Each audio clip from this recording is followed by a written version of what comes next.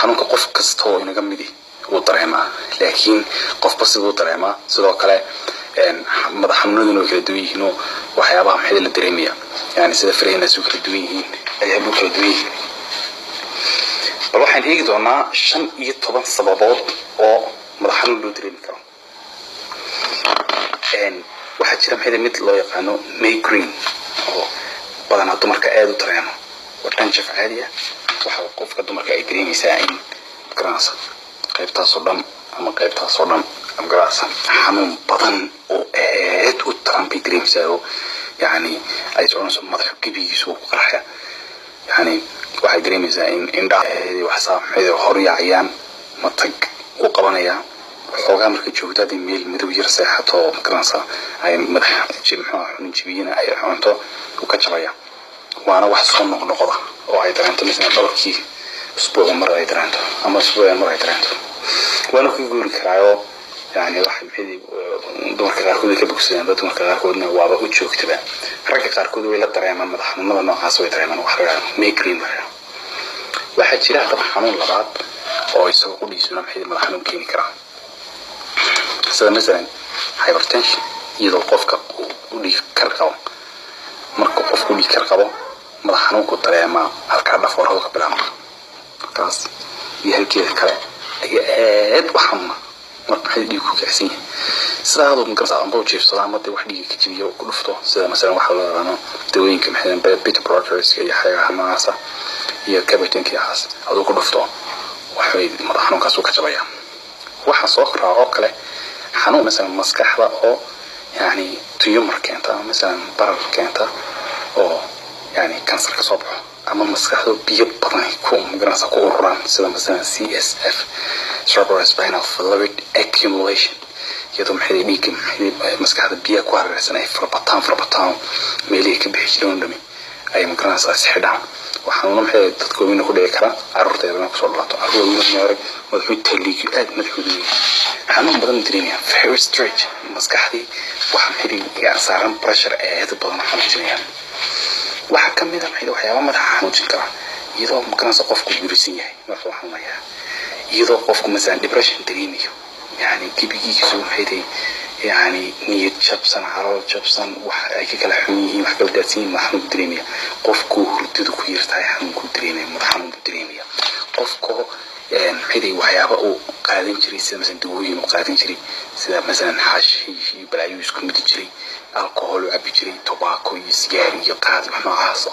أو يسكير دايي أما مثلا حاجة حوالان كسوكا شي محمود دريمية يسوكو إن بدن محيدي شقي دريمية maskaxdiisa hadii dhiig maraya yaraado hadii imkaansa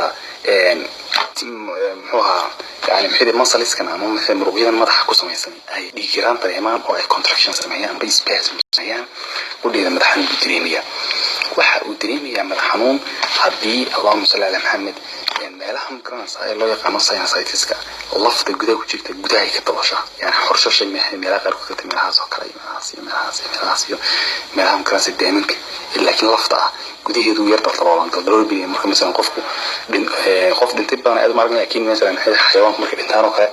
laftooda hadaan u fiirsano meelaha qaar ku baa yar dalooda shiriga meelaha soo kale